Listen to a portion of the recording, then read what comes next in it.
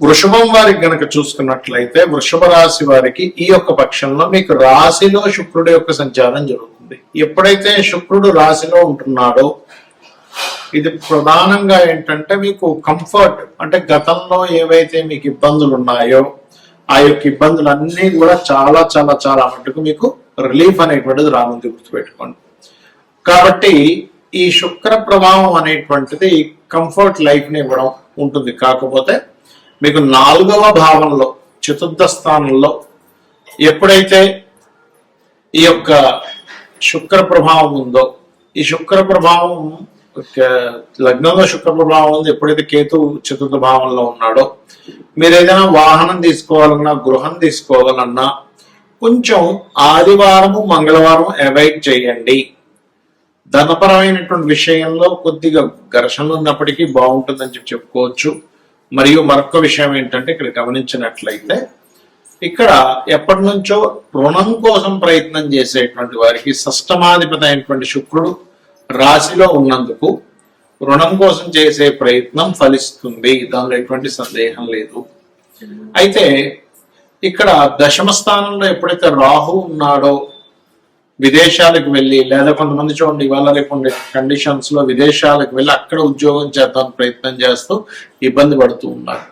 ఈ రాశిలో శుక్రుడు ఉండడము, దశమ స్థానంలో వృత్తి స్థానంలో రాహు ఉండడం మూలంగా మీకు వేరే ప్రదేశానికి వెళ్ళి అక్కడ ఉద్యోగం చేయడానికి చేసేటువంటి ప్రయత్నం ఫలిస్తుంది. అది కాకుండా ఏకాదశంలో 2 క్రూర గ్రహాలు ఉండడం మంచిదే, దానిలో ఎటువంటి సందేహం లేదు. మరియు మీకు 12వ స్థానంలో కూడా రవి బుధుడు ఉన్నారు కాబట్టి గోల్డ్ మీద ఇన్వెస్ట్మెంట్స్ రిలేటెడ్ సంబంధించినవి, అదేవిధంగా ఏదైనా వ్యాపార సంబంధించిన ఇన్వెస్ట్మెంట్స్ కి మంచిదే చెప్పాలంటే. కాకపోతే ఇక్కడ ఏంటంటే ఎవరైనా సరే బంగారం మీద ఇన్వెస్ట్మెంట్ చేయాలంటే మీ పర్సనల్ చార్ట్ లో రవి మరియు బుధుడు యొక్క గురువు యొక్క స్థితి, రవి గురువులు బాగుండాలి, బాగున్నట్లయితే బాగుంటుంది. మరియు మరొక విషయం ఏంటంటే ఇక్కడ రవి యొక్క రాశుల్లో కేతు ఉన్నాడు కాబట్టి మీరు ఏదైనా సరే ఒక ప్రాపర్టీ తీసుకునేటప్పుడు అందులో ముఖ్యంగా గవర్నమెంట్ ఆక్షన్స్ లో తీసుకుంటూ ఉంటారు, బ్యాంక్ ఆక్షన్స్ లోనే గవర్నమెంట్ సంబంధించి అటువంటివి తీసుకునేటప్పుడు మాత్రం చాలా జాగ్రత్తగా చూసుకొని తీసుకోండి. ఎందుకంటే ఇక్కడ 4వ భావం అనేటువంటి వస్తువుల్ని, గృహాలని, వాహనాలని, ఆభరణాలని సూచిస్తూ ఉంటుంది. కాబట్టి ఈ కేతువు ఎప్పుడైతే ఉన్నాడో అక్కడ అది ఇచ్చేటువంటి రిజల్ట్ ఏమిటి అంటే ఇటువంటి ఫలితాలను ఇవ్వనుంది అనేటువంటి చాలా స్పష్టంగా గోచరిస్తుంది. ఇక మీరు నిత్యము చేయవలసినటువంటి దేవతారాధన విష్ణు సహస్రనామాల యొక్క శ్రవణం చేయండి. ఎప్పుడైతే మీకు పంచమాధిపతి రవితో కలిసి ఉన్నాడో ఇష్టపడిన వారిని వివాహం చేసుకోవాలనేటువంటి ఏదైతే ఆలోచన ఉంటుందో దాని గురించి ప్రయత్నం చేస్తుంటారు. అందులో ముఖ్యంగా బంధువర్గంలో వారితో అందులోని తల్లితరపు బంధువర్గం వారితో ఆ సంబంధాలని కుదిరేటువంటి ఆస్కారం ఎక్కువగా అనిపిస్తుంది. బికాజ్ ఆఫ్ లగ్నంలో శుక్రుడు సప్తమాన్ని కూడా వీక్షిస్తున్నాడు కాబట్టి ఇక మీరు నిత్యము చేయవలసింది విష్ణు సహస్రనామాలు చేయండి, చండీ పారాయణం చేసుకోండి, అన్ని విధాలుగా బాగుంటుంది. ఇక్కడ మనం గోచార ఫలితాలు చెప్పుకుంటూ ఉంటాం, కానీ గోచార ఫలితాల కంటే కూడా అతి ముఖ్యంగా మీరు చూసుకోవాల్సింది మీ జన్మజాతక ఫలితాలు. అది ఎలా చూసుకోవాలి? మీకు చంద్ర నక్షత్రము, చంద్ర రాశి ఎలా ఉంటుందో, పలానా నక్షత్రం పలానా రాశి చెప్పుకుంటుంటాం కదా, అలాగే లగ్నము అనేటువంటిది ఉంటుంది. అది ప్రతి 2 గంటలకు ఒకసారి మారిపోతూ ఉంటుంది. మీరు ప్రధానంగా ఏ లగ్నంలో జన్మించారో చూసుకోవాలి. ఎందుకంటే మీరు జీవితంలో ఎదగాలి, సుఖపడాలి, మంచి రూపురేఖలు ఉండాలి, లేకపోతే మీరు శారీరక శ్రమ పడుతున్న శ్రమకి మీకు ఫలితం రావాలంటే లగ్నం బాగుండాలండి. ఎందుకంటే ముఖ్యంగా లగ్నం గుర్తుపెట్టుకోండి. లగ్నం బలహీనంగా ఉందా, బలంగా ఉందా? బలహీనంగా ఉంటే అది ఏ లగ్నం అయింది? 12 లగ్నాల్లో ఏ లగ్నం అయింది?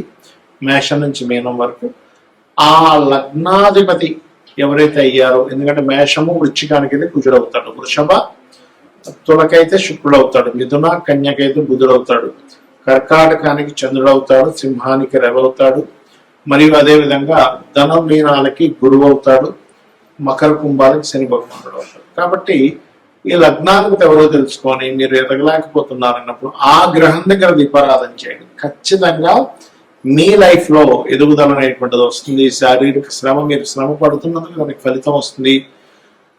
తక్కువ ఆదాయానికి ఎక్కువ శ్రమ పడటం కూడా తగ్గుతుంది, గుర్తుపెట్టుకోండి. కొంతమంది చూడండి గొడ్లా కష్టపడుతుంటారు కానీ ఫలితం రాదు. ఇది లగ్నం.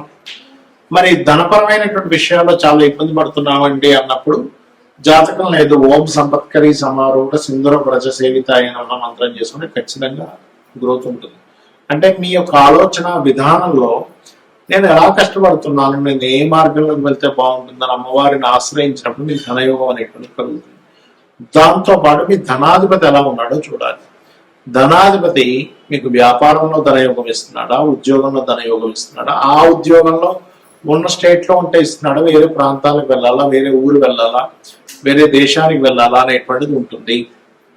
అది మెడికలా, మార్కెటింగా, లేకపోతే ఫుడ్ రిలేటెడ్ వాటి మూలంగా ఉందా అనేటువంటి చూసుకోవాలి. అందుకే చిన్నపిల్లలు చదువుకునేటప్పుడు కూడా మీ అబ్బాయి యొక్క విద్యాస్థానానికి ధనస్థానానికి ఉండే లింక్ని చూసి దానికి సందర్భంగా అంటే దానికి అనుగుణంగా మీరు కనుక చదివించినట్లయితే వాళ్ళకి ఉపయోగపడుతుంది. ఆ చదువు లేనట్లయితే కొంతమంది చూడండి ఏదో చేస్తారు కానీ పెద్దగా ఉపయోగపడలేదంటే అంటూ ఉంటాం. అటువంటివి జరుగుతూ ఉంటాయి.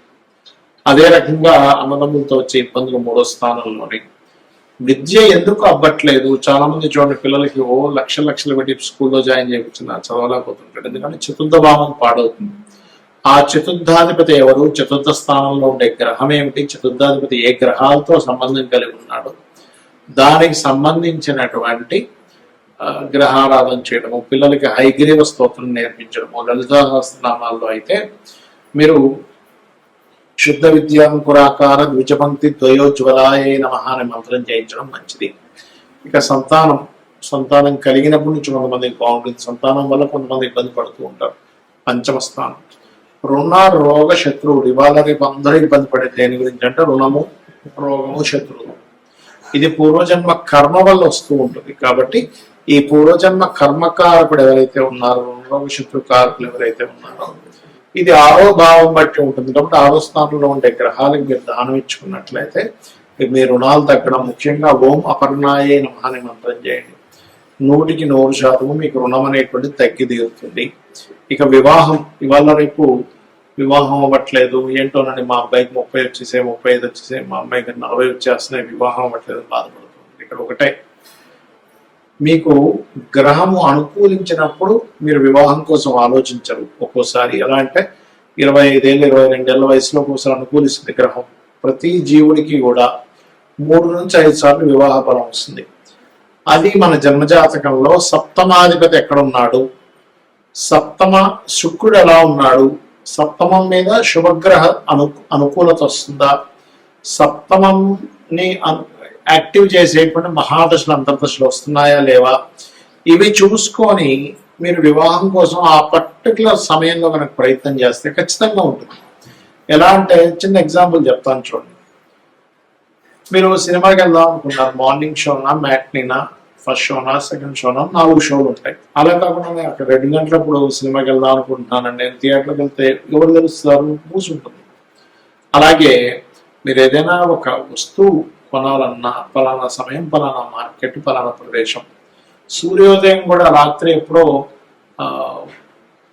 9 గంటల నుంచి మీరు తలుపులు తీస్తూ చూస్తే ఏంటి సూర్యోదయం అవ్వలేదని బాధపడడంలో ఎలా అర్థం లేదో, మీ యొక్క జన్మజాతకంలో మీకు ఒక ధనయోగం కానివ్వండి, ఒక విదేశీ యోగం కానివ్వండి, ముఖ్యంగా వివాహం గురించి మనం మాట్లాడుకుంటున్నాం కాబట్టి ఈ సమయంలో వివాహ యోగం ఉంది, ఇలాంటి పర్సన్తో ఉంది, ఇలాంటి లవ్ మ్యారేజ్ ఉందా, అరేంజ్డ్ మ్యారేజ్ ఉందా, లేకపోతే విదేశాలకు వెళ్ళి ఉద్యోగం అక్కడ ఉండేటువంటి అమ్మాయితో వివాహం అవుతుంది అనేటువంటిది మీ జాతకంలో ఉంటుంది. ఏ సమయంలో అవుతుంది అనేది ఆ 3 నుంచి 5 సార్లు సమయాల్లో మీరు సరైన సమయాన్ని ఎంచుకొని అక్కడ కొంచెం గట్టిగా ప్రయత్నం చేసినట్లయితే మీకు వివాహం ఖచ్చితంగా అయితే తీరుతుంది.